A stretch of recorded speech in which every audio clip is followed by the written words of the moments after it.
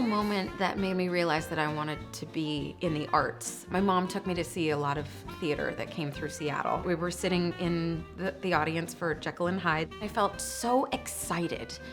And I didn't know what that feeling was, but I knew that I wanted to make people feel that way. It just so happened that I really, really, really enjoyed singing, and that was the path I took.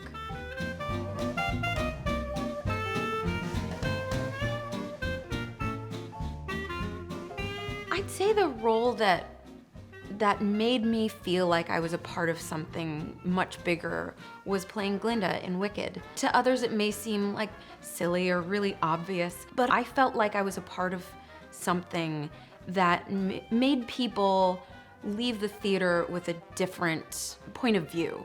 And maybe a couple people every show left the theater thinking, I'm not gonna treat that person badly just because they're different than me in some way. No challenges.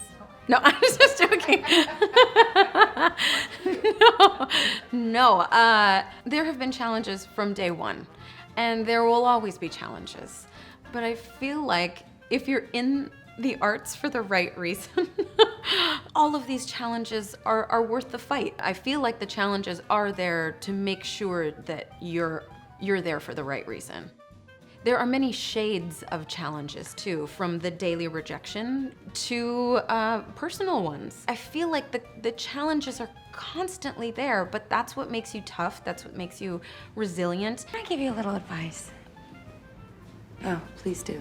If you want to be in the theater, I believe you have to understand that as a performer, you are a very small piece in a very large puzzle.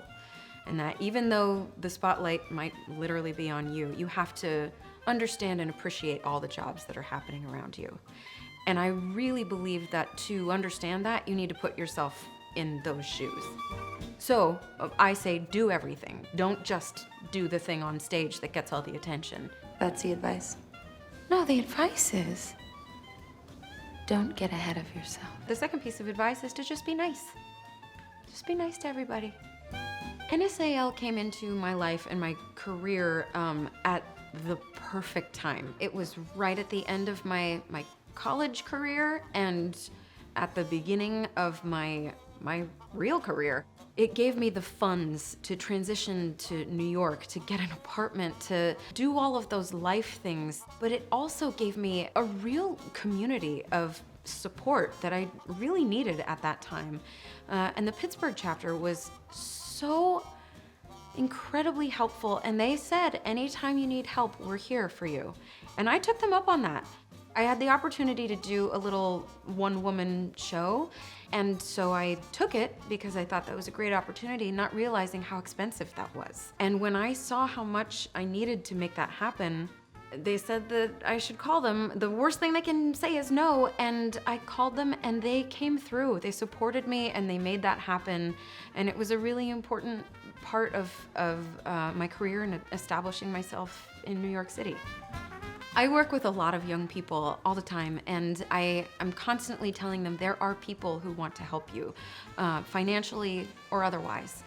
You just gotta look for it. And I'm constantly pointing people in the direction of NSAL because it's such an amazing organization that's helped me tremendously. Even to this day, I mean, that was what, 15 years ago that I took part in an NSAL competition? And NSAL members are showing up at my concerts. I'm constantly feeling supported by NSAL. So it's not just, hey, go compete for some money.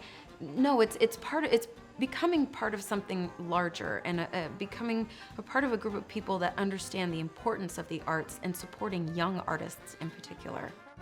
NSAL has helped me when I needed you most. You were there, and I really believe in what NSAL does in supporting young artists. Yeah, so anything I can do to support.